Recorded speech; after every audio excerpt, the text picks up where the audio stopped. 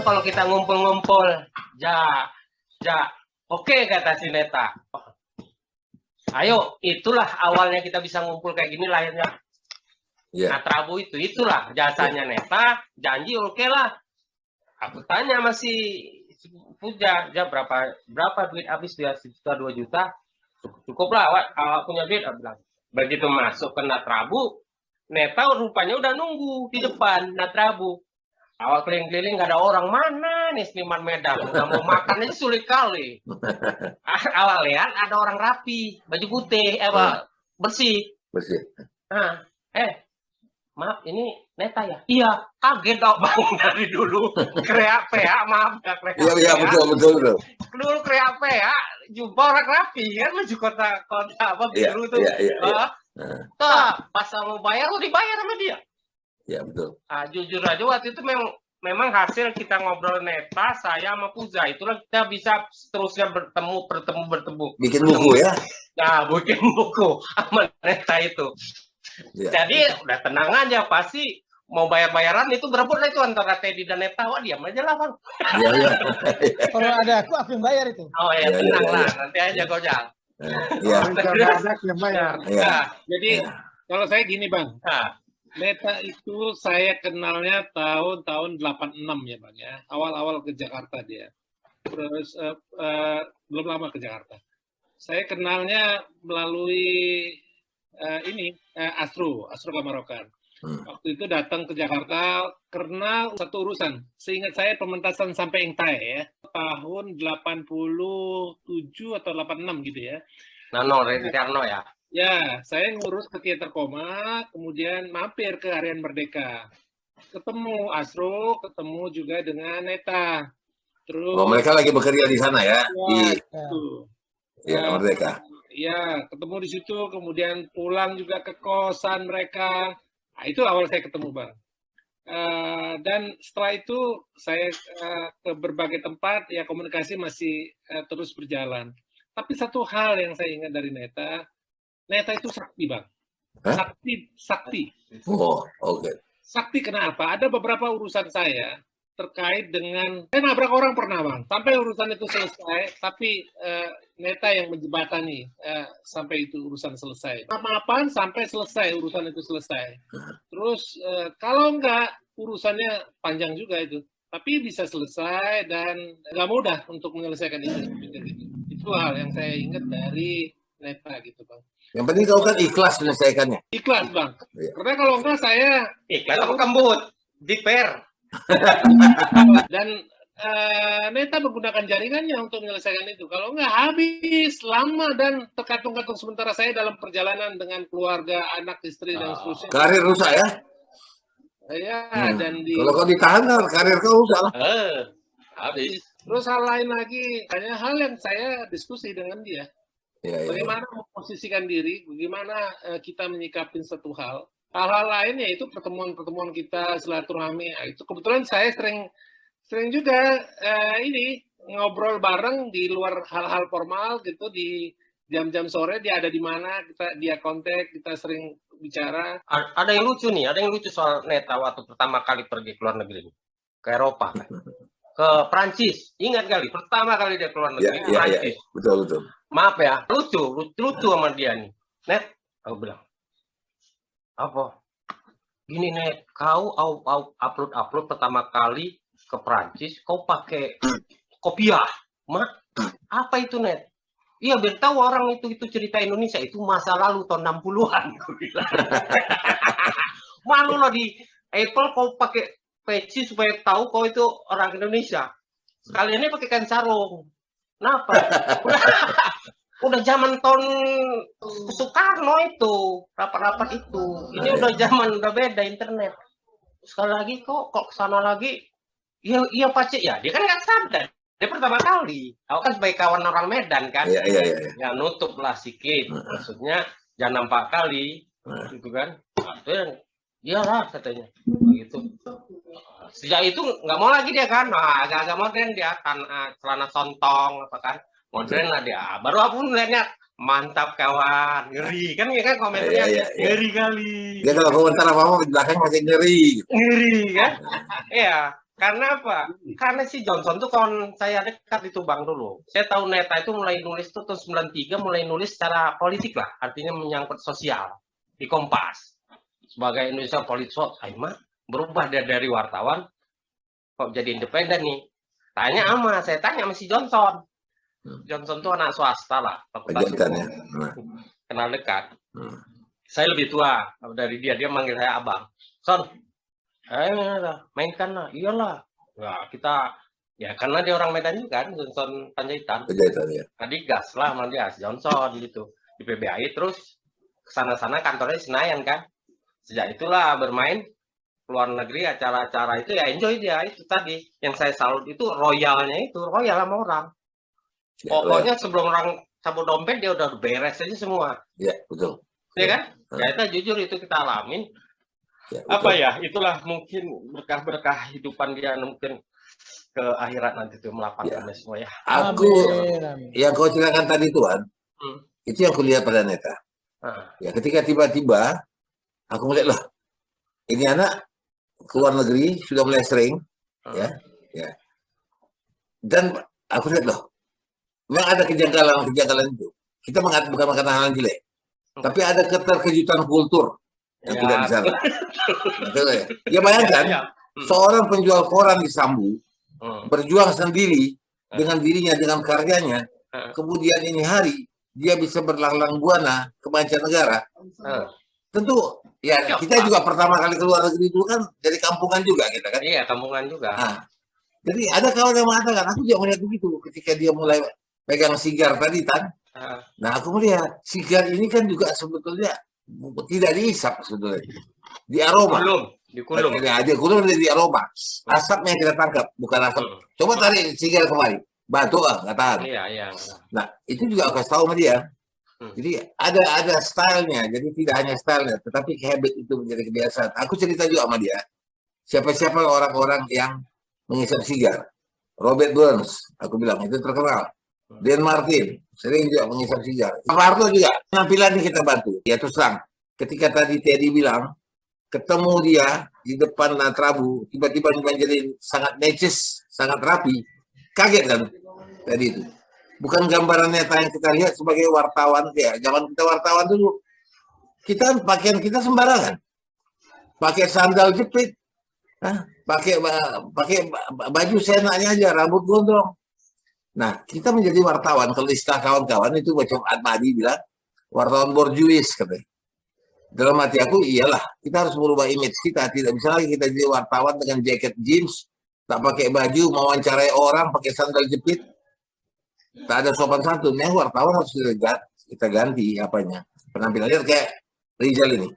Wartawan pos kota yang beritanya sangat gegap gempita, muncul Rizal dengan gaya sarukannya. Nah, dia kan kita filmin dia ini. Begitulah kehidupan menaruh dirinya di bawah sol sepatu, diinjak-injak oleh kebudayaan ini, oleh pergaulan ini. Ketika dia muncul ke atas, dia tunjukkan, aku bisa. Ereka, aku dapat. Aku bisa melakukan itu semuanya. Yang orang lakukan, aku bisa lakukan. Untung, dia tidak terjerembab dalam dunia itu, dia masih tetap balik ke kita, masih ngobrol-ngobrol. Lihat, di akhir hayatnya, banyak hal yang dia berikan kepada kita untuk kita ingat. Aku baru tahu itu, ketika dia memberikan uang dalam amplop kepada kawan-kawan, satu hal yang tidak perlu sebenarnya di antara kita. Kan tidak perlu. Dia kasih aja, kerelaan hati. Aku lagi senang, kalian juga harus senang bersama aku. Itu kalimat pendek, tapi jarang kita lakukan itu. Kita senang, kadang-kadang lupa kita makan kita. Iya. Kalau gitu minum dulu aku, Bang. Nah, minum kau dulu. Dan aku ingat tadi, Iwan cerita tadi, aku kira dia pernah juga bawa peci sama sarung ke luar negeri.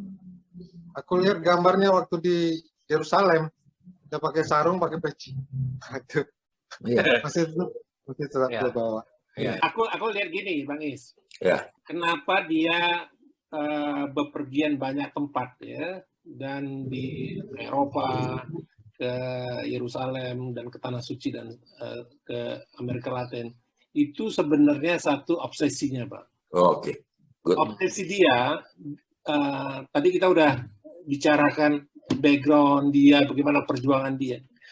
Dan satu hal yang ingin dia perlihatkan, aku itu bukan siapa-siapa, tapi aku sudah sampai kemana-mana. Cerutu itu kan kesannya ke kalangan borju, Bang. Ya. Itu sebenarnya simbol yang dia sampaikan. Jadi itu aku pernah tanya, Bang, kenapa pergi kemana-mana?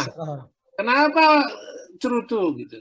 Kemudian dia bilang, itu obsesi aku, Ted, kata. Dari dulu aku berobsesi, pengen menjejakkan kakiku seluruh dunia, sampai ke Mozambik sekalipun dia datangin.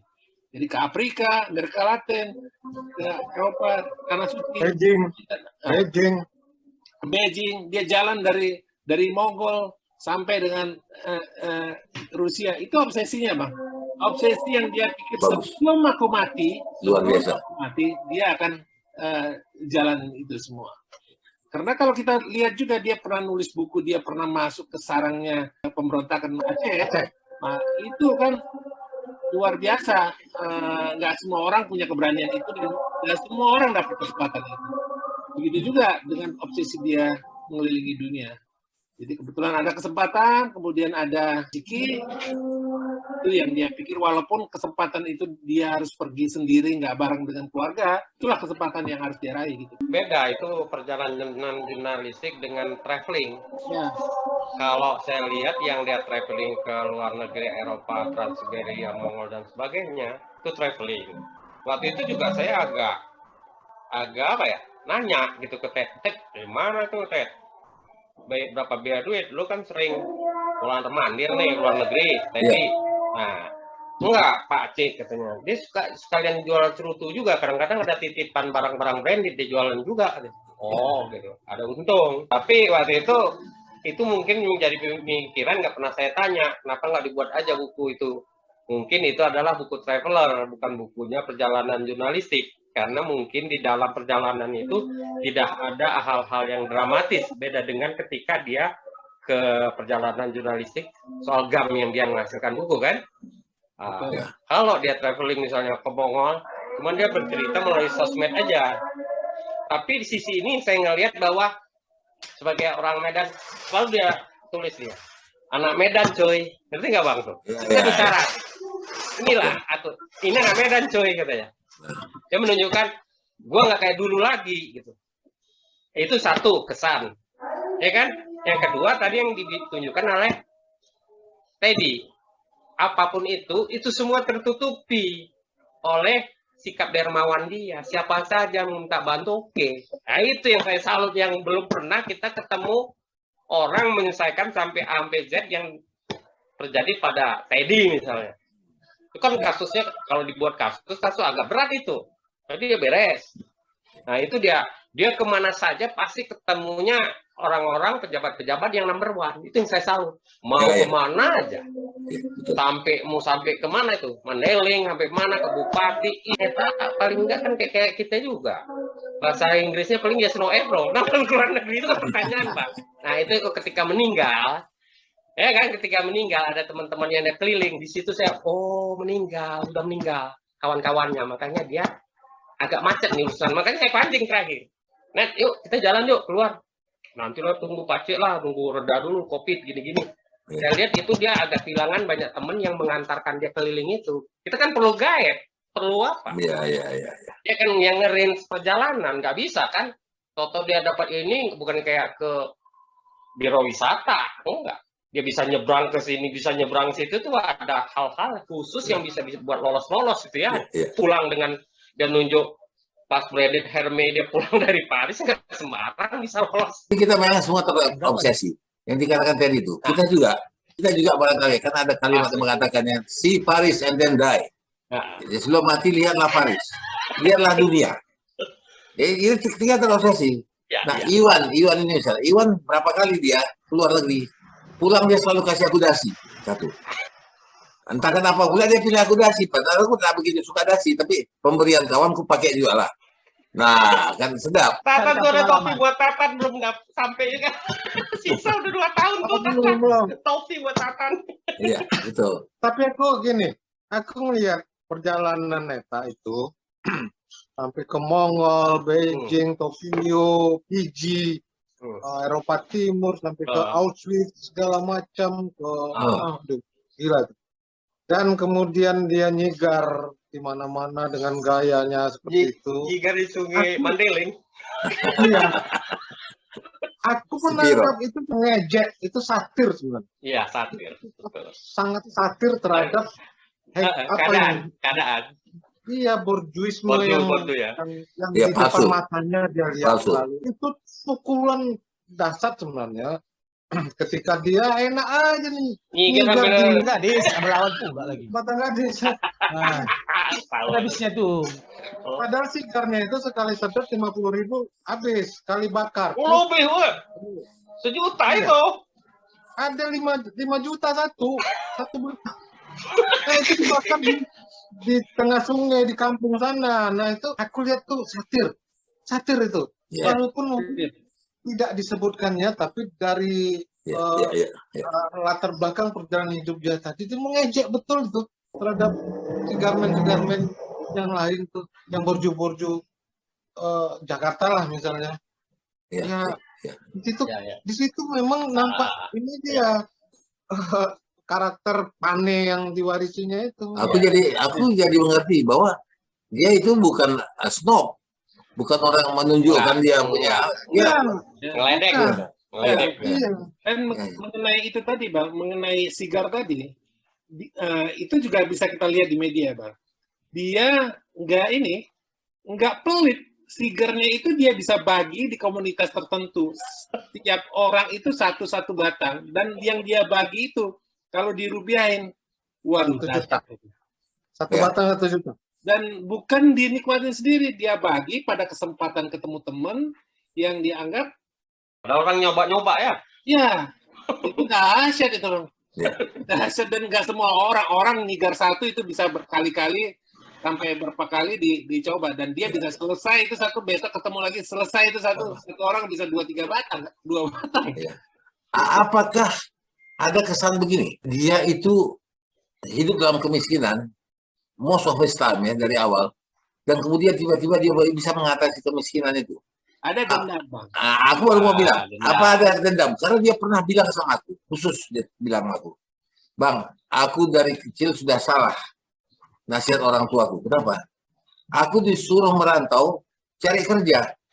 Ternyata salah. Aku harus merantau cari uang, bukan cari kerja. Karena kenapa? Masyarakat kita kan menghukum kita karena uang. Ketiadaan uang itu, dengan ketiadaan uang kita itu kita dihukum oleh masyarakat, dihukum oleh sosial, ya dihukum oleh kawan-kawan, dihukum oleh pergaulan. Jadi dia satir, dia juga uang ini lihat orang sini hari bisa angkat tangan sama, mungkin harga manusia harus menegakkan harga diri. Kita harus berdiri untuk harga diri. Itu yang harus kita pegang, karena Medan ini berdiri untuk harga diri.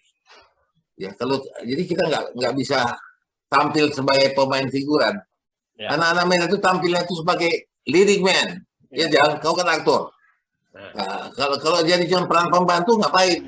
Atau jadi penari latar? Ya nih. Buat apa kita jadi penari latar? Baiklah Bang Sori sama Neta itu di antara kita semua kayaknya mereka berdua tuh paling baik gitu menurut. Sayang sekali saya bilang tadi kayak Bang Sori itu banyak sekali pasti naskahnya. Neta juga pasti banyak naskahnya. Neta sebagian di buku. Bang Is juga banyak naskahnya. Tatan itu saya tuntut berapa kali mana buku puisi. Nulis puisi dari 77 tak ada buku puisinya.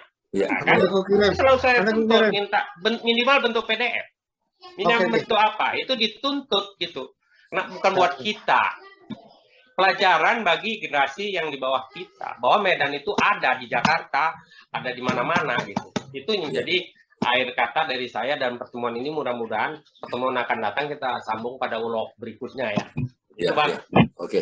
Jadi pembicaraan kita kali ini, ya walaupun nama judul acara ini Ulok Medan, tapi tak ada kutipan yang mengulok gitu. Oh, nggak ada. Tak ada.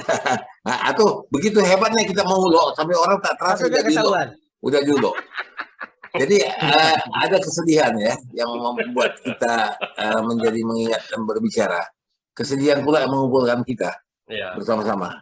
Iya. Ya, mudah-mudahan nih kita dalam masa lockdown sekarang tentu susah bertemu di Natrabu, susah bertemu di mana-mana. Iwan di Bandung ya kita nggak tahu. Jadi bagusnya kita lewat Zoom.